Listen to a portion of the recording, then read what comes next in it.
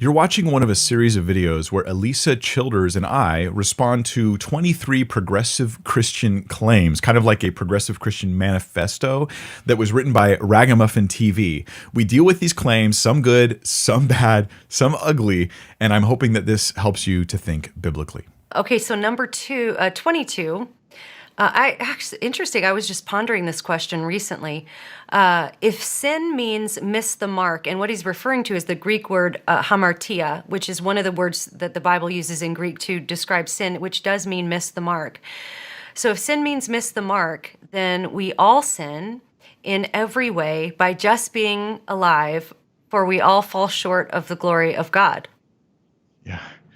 It's funny how a little phrase can involve so many things I'd want to disagree with.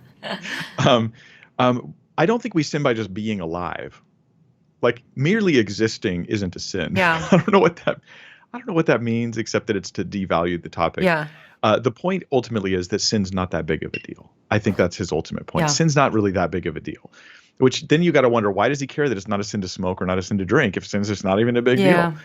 Yeah. But whatever. The reality is they're not really about something. It's not that they're trying to construct a cohesive view of Christianity. Mm-hmm. In my view, the progressive Christians are just trying to tear something down. Yeah.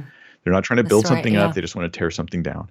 I'm going to attack you on, it's not a sin to smoke. It's not a sin to drink. And guess what? Sin ain't no big deal anyway. Mm-hmm. Okay, well then why? These are conflicting ideas actually. Yeah.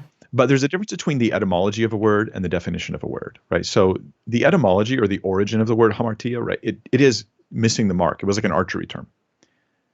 But etymology, the more you study Greek or any language, the more you realize etymology is like actually not very important. And first year Greek students or Christians who have a little bit of Greek, they tend to be flipping through Strong's and going to the root word of the root word of the root word.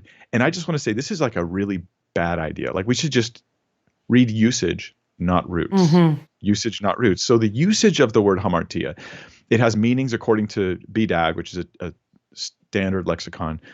Meanings ranging from involuntary mistakes or errors to serious offenses against a deity. In Scripture in particular, hamartia or sin is pretty much always used as a very serious thing. It's not oh, you missed the mark. It really is used as a serious thing where there's a consequence of God's judgment upon the sinner. So when they say we all fall short of the glory of God in this thing, they act like that means, hey, we all do it. It's kind of like if I caught you shoplifting and you were like, come on, Mike, everybody's done it.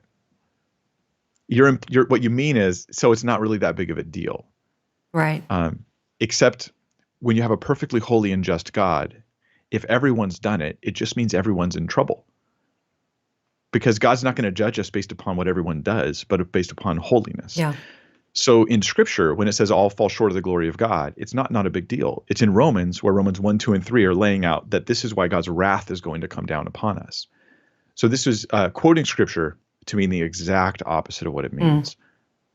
And I think too, I think behind this sentiment might be the idea that if that's all it means, just missing the mark, then I mean, just looking the wrong way, you're missing the mark, or taking a step in the wrong direction is missing the mark. So, or you went bowling and you got a gutter ball. Yeah, we missed the mark. So we don't mean that though, do we? Yeah. So I think that's a good distinction there. I'm going to be putting up one of these videos every single day until the entire series is uploaded on my channel with a playlist. So you might want to subscribe if you want to get those notifications. But if you can't wait, there's links to the 2 video interviews in large form that I already did on Alisa Childers' channel down below.